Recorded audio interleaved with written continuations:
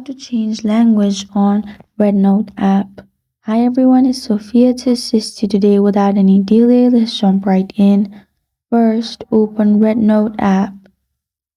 Log into your account. After you have logged into your account, click on Me, which is located on the bottom right. Then click on Settings. Then you'll find General Settings. In here, you'll find Language option on top. Click on Language and select the language you want.